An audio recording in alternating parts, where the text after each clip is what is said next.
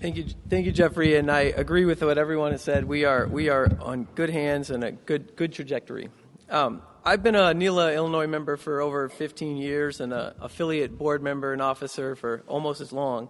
I don't make it to as many of these conventions as I like, but you may recognize my name from some decisions you've had to overcome as you've tried to advocate for your clients. I promise you there are some decisions out there in cases where the person I was advocating for was so compelling that even I couldn't screw it up. And this situation is a lot like that. As you know, for your program, I'm here to introduce a NELA Spotlight Award honoree, honoring one of what, at least from my perspective, is one of the organization's rising stars. I'm not going to spend a lot of time going over her background. It's in the materials. But she is a graduate of Southern University. She's first chaired trials in our state anti-discrimination agency, in the federal courts, and in the state courts here in Illinois. And I'm going to leave it to her publicists to tell you about some of those things. What I want to talk about is her contributions to NELA Illinois. My first time meeting Chiquita was at the convention in San Antonio, where we were honoring Terry Chaw, and I asked her if she was interested in joining the board, which she agreed to do. Thankfully, she also agreed to pursue other goals, but she's been there. When I spoke with her and asked her some of the things that she would like to do, she mentioned working on legislative initiatives, and with the help of our committee chairs and other people in Illinois, she has spearheaded that committee and helped bring about numerous legislative changes here in Illinois that are all for great benefit of the workers here. She's worked with ally organizations and helped grow that initiative tremendously throughout her time on our board. So when I asked her what other goals she had in serving in the organization, she said at one point she would like to be president. Thankfully for us, she agreed to do that, becoming the first African-American president of NELA Illinois, something of which I know she's very proud.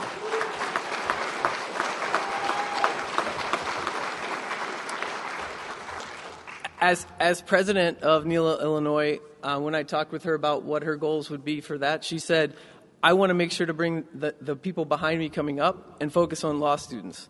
So she's extraordinarily expanded our law school initiative outreach. Are there any law students here that are part of that? I see some hands back there. So these are the people that she is bringing up as she is working to elevate justice. She's done all that while maintaining a successful practice and, not unimportantly, raising a beautiful daughter, who I believe might also be here as well, and establishing her own initiative at blowthewhistle.com to help end discrimination and celebrate Dr. King's legacy, and inspiring others to live the motto, if you see something, say something, blow the whistle on discrimination and harassment. So in reflecting on all this, I've tried to think about what makes a rising star, and clearly one of the things is being lifted up by others. She knows more than anyone that the work that she does is not something that she can do alone, that she is building coalitions and helping move forward with the people on those committees. But none of that could be done without her own personal passion. To rise, stars must generate their own energy, like the energy Chiquita brings to NELA and NELA Illinois.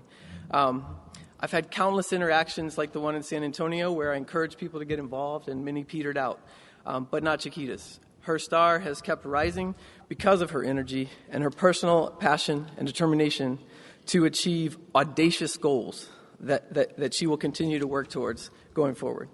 So I personally can't wait to see what is next for her, but right now I invite her to join me on the stage to accept the Spotlight Award.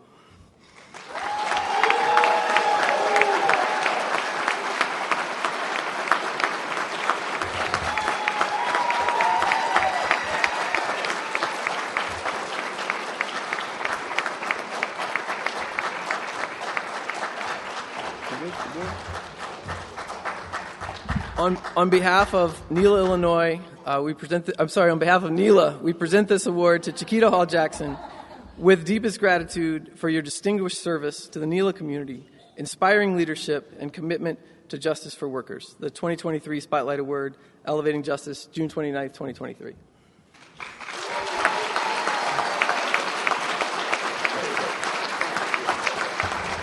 Congratulations. Thank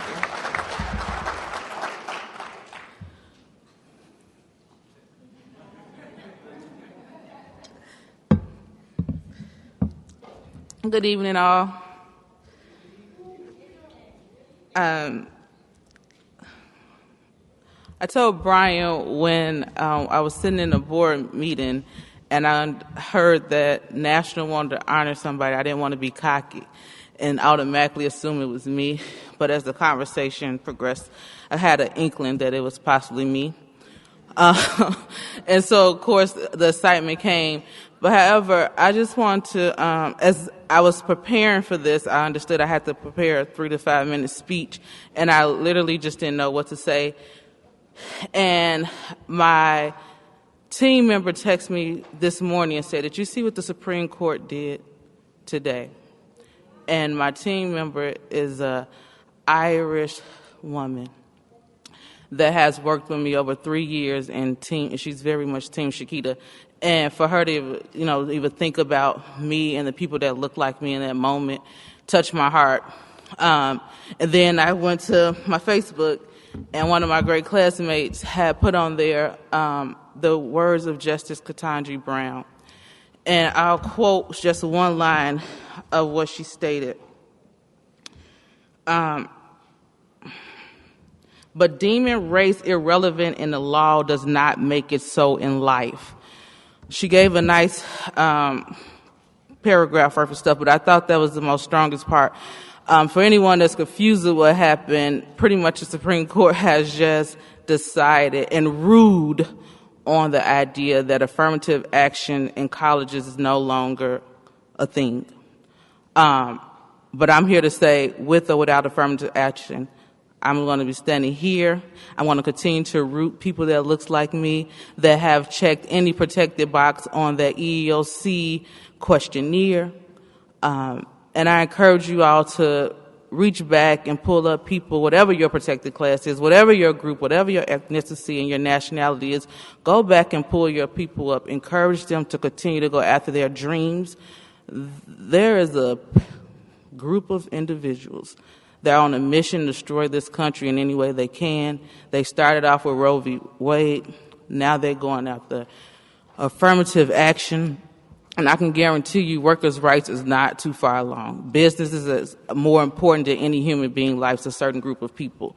And so with that, I encourage you as you again and continue to fight on behalf of workers, that you keep in mind my sweet little Kennedy. Kennedy is my 3-year-old daughter. And the reason why I started Blow the Whistle Law is because a verdict is great. A settlement is great. It has financed my livelihood. However, I refuse for my daughter to have to go through the things I went through just because she wants to pursue a passion, because she wants to go and work in a field that she is passionate and have dreamed and desired to work at. So as you guys dance with her tonight and you welcome her in your space, please remember her and other kids that look like her and any other kid that's in this room tonight, because they deserve to be able to go and follow their dreams, whether that's college, trade, whatever, without the discrimination that we have to face. And it's not far behind us. It's not a they issue. It's our issue. And we must continue to fight, not on behalf of workers, but every day when you go into Walmart and you see something that is just not fair or just, when you go and stand in the airlines and you see something that's just not fair or just, it is your duty to speak up in those moments. Again, as my colleague just stated, and my great mentor, see something, say something, blow the whistle on discrimination and harassment. And before I leave, I must acknowledge Brian. As he stated, he asked me some time ago to sit on that board, and I remember yesterday a conversation geared towards tokenism. When you see a few of us sitting on the stage or getting honored, is it tokenism? It's not tokenism. I worked hard. I continue to work hard. I have missed hours with my baby. I have missed hours with my husband. And so it's not tokenism. And no one that's sitting in this room that looks like me or any other protected class ever believed that it's tokenism. You deserve to be here. You worked hard to be here, and you continue to work hard. Don't let anyone, no one, take those moments from you. It's uncomfortable for some, and it's going to continue to be uncomfortable for some, but that's not your worry. That's not your worry. Go do you, break glass ceilings, and shake shit up. Move.